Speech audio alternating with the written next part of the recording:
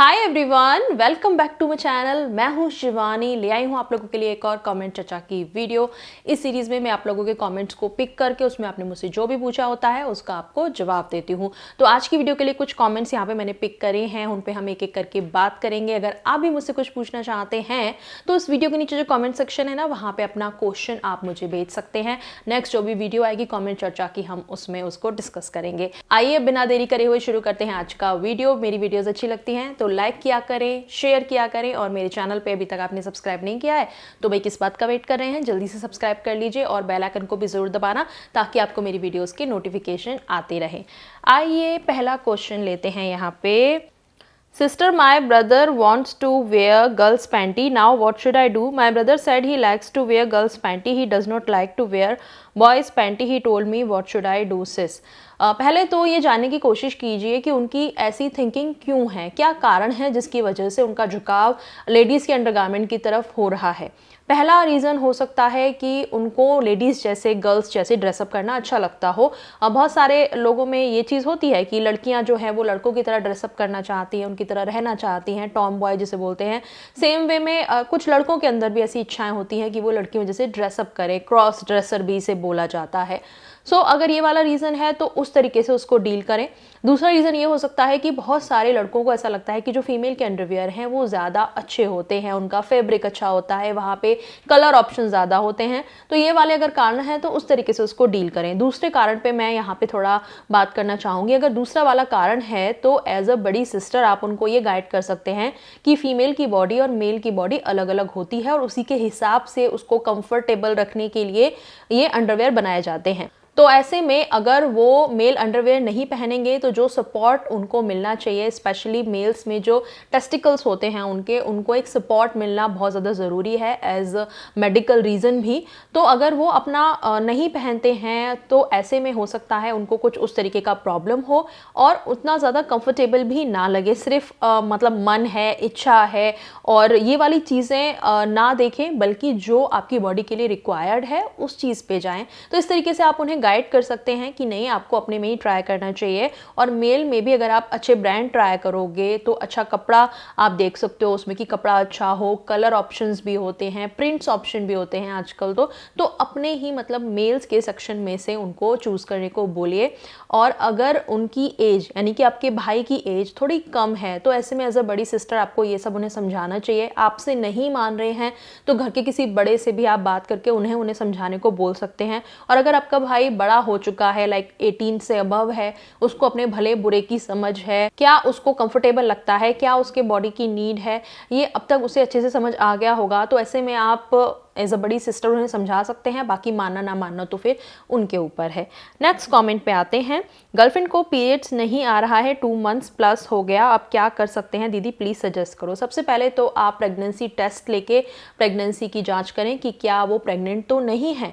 अगर प्रेगनेंसी नहीं है या आपको डाउट ही नहीं है इस चीज़ का कि प्रेगनेंसी तो नहीं हो सकती, हमने ऐसा कुछ किया ही नहीं है, उस चीज़ को डिफरेंट तरीके से फिर हम देखते हैं। अगर प्रेगनेंसी वाला रीज़न है, उसकी वजह से उनको पीरियड्स नहीं आ रहे हैं, तो अब तक ऑलमोस्ट 3 महीने हो चुके होंगे उनकी प्रेगनेंसी को। तो ऐसे में तो आपको शायद प्रेगनेंसी फिर कंटिन्यू करनी पड़े। और अगर आपको प्रेगनेंसी कंटिन्यू नहीं करनी तो फिर आप गायनेक से जाके मिलिए, उनसे देखिए बात करके कि क्या वो बताते हैं इसका सोल्यूशन। और अगर प्रेगनेंसी नहीं है और ऐसे ही पीरियड्स नहीं आ रहे हैं तो ऐसे में एक बहुत बड़ा कारण हो सकता है कि हार्मोनल इम्बैलेंस होने की वजह से ऐसा हो रहा है।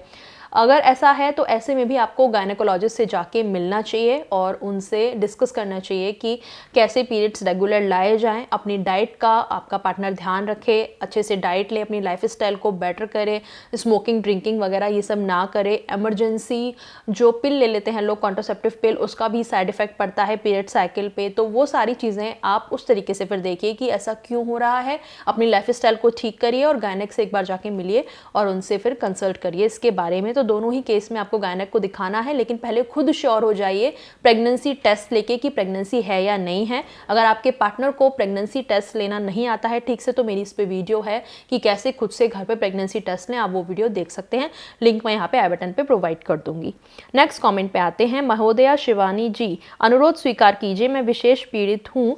रिलेशन में रहने पर भी और मैस्टरबेशन करने पर भी हेड छिल जाता है, लाल लाल दाने हो जाते हैं, लिक्विड सा जमा रहता है, विशेष खुजली रहती है। ये सारे लक्षण लक्षण लग रहे हैं जैसे कि आपको कोई इन्फेक्शन है, और ऐसे में मैं आपको सजेस्ट करूंगी कि आप डॉक्टर को दिखा लीजिए और उनसे एक बार डिस्कशन कर लीजिए कि ऐसा क्यों है। अपने प्राइवेट पार्ट एरिया की साफ सफाई का बहुत ज़्यादा ध्यान रखिए और डॉक्टर आपको जो भी ट्रीटमेंट उसका बताएं उसके साथ फिर कंटिन्यू कीजिए। नेक्स्ट कमेंट है, मैम अगर मेल प्राइवेट पार्ट की girth ज़्यादा है तो क्या करें जिससे इजीली इंसर्ट हो जाए। अगर आपको ऐसा लग रहा है कि girth ज़्यादा है यानी कि मोटाई ज़्यादा है जिस वजह से इंसर्शन नहीं हो पा रहा है, तो सबसे पहला तो ये कि फोर प्ले बहुत ज़्यादा कीजिए, बहुत अच्छे से कीजिए। आपका पार्टनर एक एक्साइटमेंट के लेवल पे होगा तो ऑलरेडी उसके जो वजाना वाला पार्ट है ना जहाँ से एंटरिंग होता है वहाँ पे ऑलरेडी एक मॉइस्चरनेस वहाँ पे आ जाएगी, थोड़ा गीलापन सा, जिसकी वजह से इंसर्शन इजीली हो जाएगा। पार्टनर आपका एक फोर प्ले के टाइम पे हाई पे चला जाता है तो वैसे भी इंसर्शन काफ़ी इजी हो जाता है, और नहीं हो पा रहा उससे भी तो आप लुब्रिकेशन का यूज़ कर सकते हैं। लुब्रिकेशन पे मैंने वीडियो बनाई हुई है, लुब्रिकेंट कौन सा बेस्ट रहता है, कैसे यूज़ करना है, तो वो वाला वीडियो मैं आपको अगेन यहाँ आई बटन पे दे दूँगी, आप वो देख लीजिएगा। नेक्स्ट कॉमेंट पे आते हैं, मैम आईयूडी लगाने के बाद सेक्स करने में दिक्कत होता है, ये आप मुझे बता रहे हो कि आपको दिक्कत हो रहा है या मुझसे पूछ रहे हो?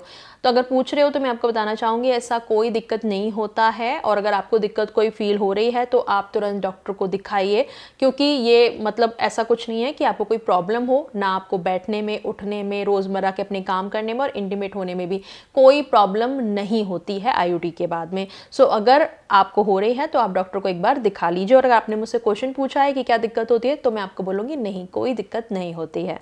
नेक्स्ट कमेंट पे आते हैं, क्या नाइट फॉल वाले ट्राउज़र को 4-5 दिन मज़ीद यूज़ कर सकते हैं?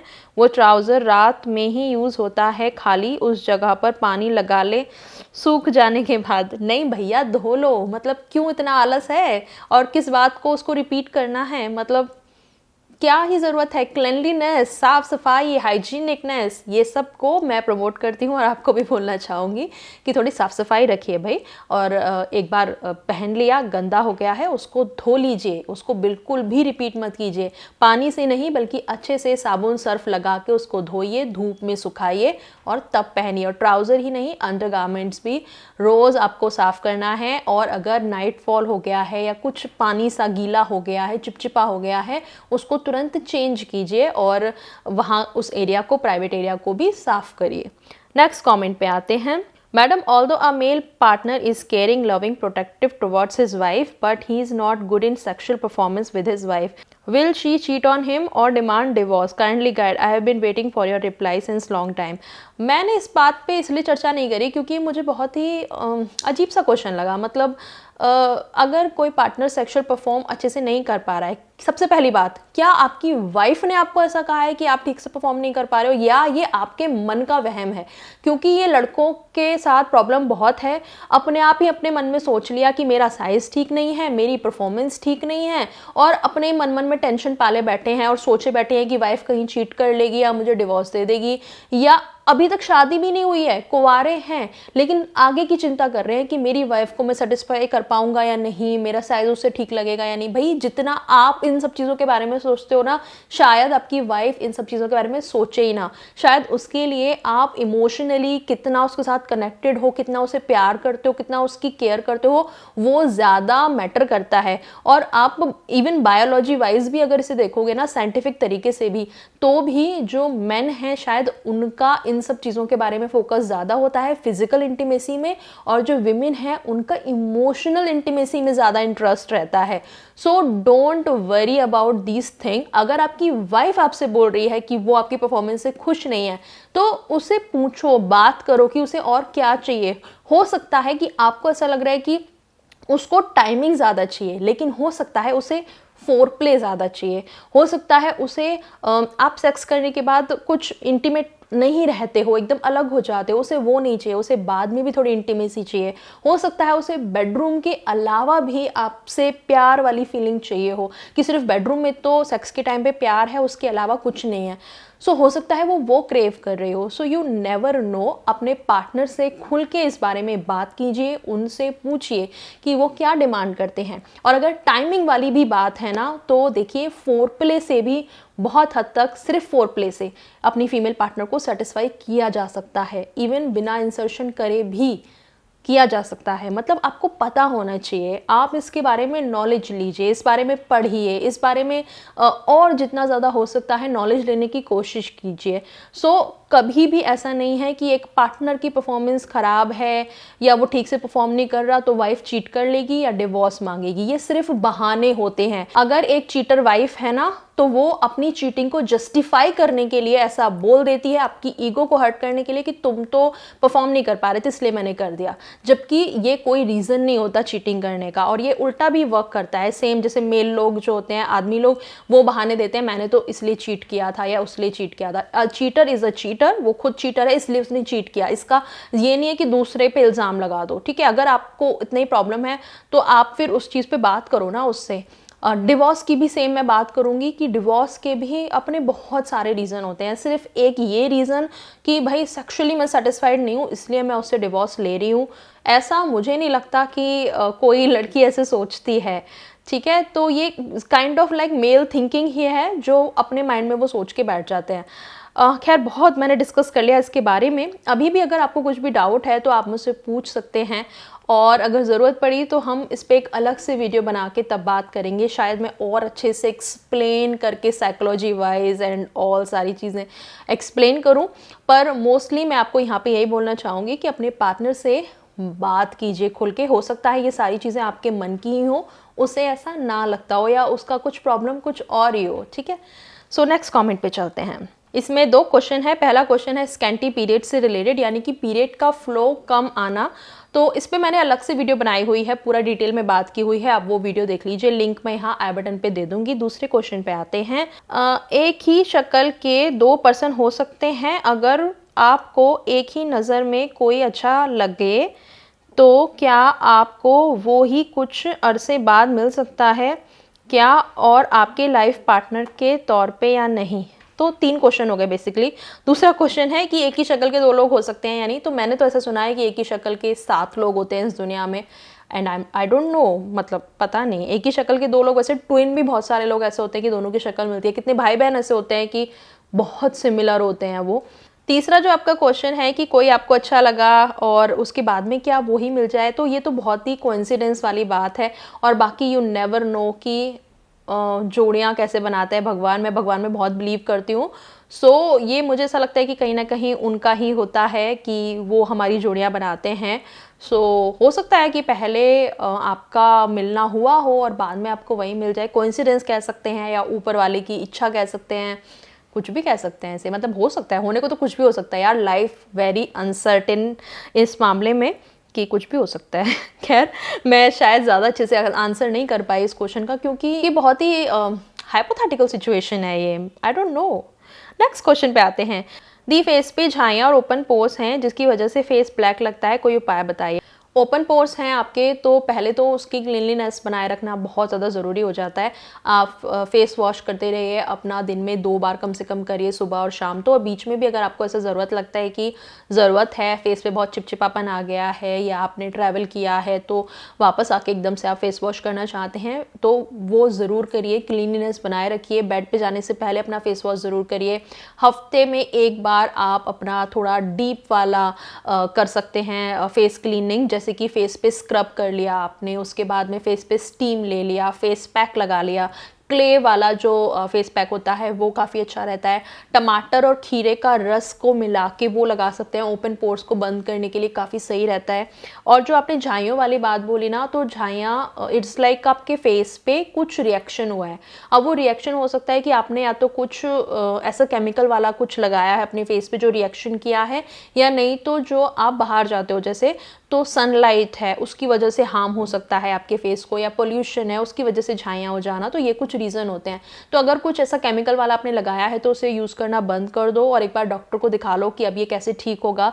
और अगर सन वाला रीज़न है, बाहर जाने वाला रीज़न है, तो अपने फेस को प्रोटेक्ट करो। फेस पे सनस्क्रीन लगाओ। सनस्क्रीन हर मौसम में लगाओ, चाहे सर्दी हो, चाहे गर्मी हो, चाहे बरसात हो। कभी कभी ऐसा होता है ना कि सन नहीं आया बाहर, बादल छाए हुए हैं, लेकिन तब भी सनस्क्रीन लगाना ज़रूरी होता है। तो सन की जो रेजेस हैं वो तब भी आती हैं और हमारे फेस को हार्म कर सकती हैं। सो तब भी सनस्क्रीन लगाओ। एंड फिर भी अगर आपको फ़ायदा नहीं दिखे तो आप, मैं बोलूँगी डर्मेट को ज़रूर एक बार दिखा लो, उनसे एक बार दिखा कर डिस्कस कर लो कि ये क्यों हो रहा है, और फिर वो उसके हिसाब से आपको बता देंगे क्या करना है। नेक्स्ट कमेंट है, मैम मेरी एज 28 ईयर्स है बट मैं अपनी एज से बहुत छोटा दिखता हूँ, क्या ये सही है या गलत? यार मतलब लोग इतने पैसे खर्च करते हैं ना कि अपनी एज से कम दिखें, मतलब हज़ारों की क्रीम लगा लेंगे, लाखों का ट्रीटमेंट, ब्यूटी इंडस्ट्री पूरी इस बेस पे चल रही है कि लोगों को अपनी एज से छोटा दिखना है, और आप ब्लेस्ड हो उस चीज़ से, तो आप इतनी टेंशन क्यों ले रहे हो? अच्छा है ना, एंजॉय करो। तो यही थे सारे क्वेश्चन जो मैंने आज की वीडियो के लिए पिक करे थे। आई होप आपको मेरे रिप्लाईज अच्छे लगे हों तो इस वीडियो को एक थम्स अप दे देना, और आप मुझे और भी अप्रिशिएट करना चाहते हैं तो सुपर थैंक्स भी कर सकते हैं। वीडियो के नीचे सुपर थैंक्स का ऑप्शन भी है, और मेरे चैनल पे अभी तक आपने सब्सक्राइब नहीं किया है तो कर लीजिए, और भी ऐसे ही कॉमेंट्स करते रहिए ताकि हम इस सीरीज़ को ऐसे ही आगे बढ़ाते रहें। आज के लिए इतना ही, मैं चलती हूँ, मिलूंगी आपसे अगले वीडियो में एक नए टॉपिक के साथ। तब तक के लिए बाय, टेक केयर।